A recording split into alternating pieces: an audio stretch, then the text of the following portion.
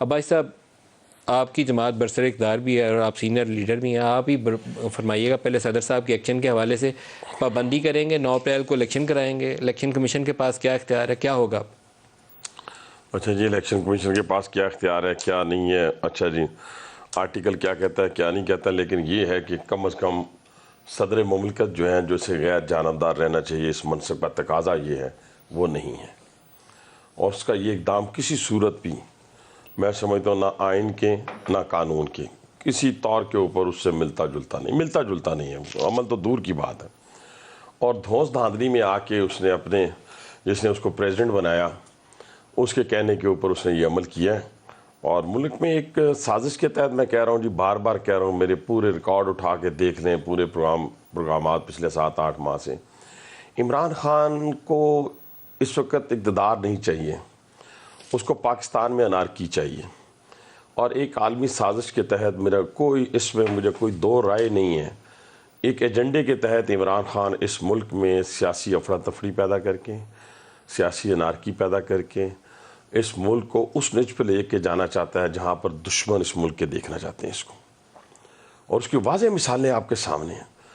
یعنی یہ بچوں کا کھیل بنا دیا، میں اسمبلی سے چلا جاؤں گا، میں ریزائن کر دوں گا، جیسے کرکٹ میچ نہیں ہوتا تو میں 2 باؤنسر ماروں گا، تیسری دفعہ بیٹسمین ڈر جائے گا، بھائی جان یہ سیاست ہے،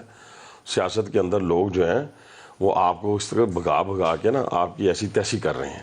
اور آپ ایک سازش کے تحت ایک سکیم کے تحت اس مملکت خدا داد پاکستان کو دیوار کے ساتھ لگا رہے ہیں۔ آپ کا ہر عمل، وہ اکانومی کے حوالے سے ہو، پاکستان کے لا اینڈ آرڈر کے حوالے سے ہو، پاکستان کی فارن پالیسی کے حوالے سے ہو، ہر یہ ملک دشمنی کی طرف جا رہا ہے، اور اس کو اگر آج ثابت نہیں ہوتا تو جیسے 77 کی موومنٹ 20 سال پتہ چلی نا کس نے فائنانس کی تھی، پھر آپ کو یہ بھی پتہ چل جائے گا کہ اس کو کس نے فائنانس کیا تھا۔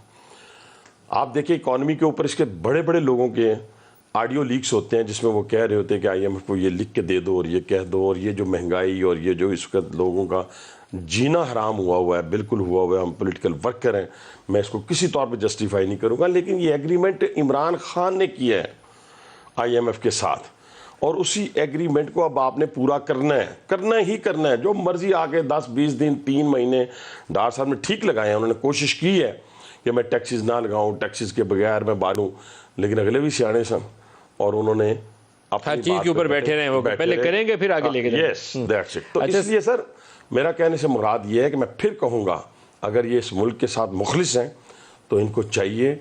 آرام سے بیٹھیں، یہ بچوں کا کھیل ہے، پہلے آپ ریزائن دے دیتے ہیں، روز چیخ کے کہتے ہیں ہمارا استعفے لیں، جب آپ دوبارہ پتہ چلتا ہے نہیں بھائی جان آپ تو کیئر ٹیکر جو بننی ہے، جیسے KPK کے اندر اور پنجاب کے اندر کیئر ٹیکر بن گئی ہے، اسی طرح مرکز میں بھی کیئر ٹیکر بن جائے گی، اور اس کا جو کنسلٹیشن ہوگی وہ ساتھ ہوگی راجہ ریاض کے ساتھ، تو میں نے جو واپس اسمبلی میں جانا ہے جی۔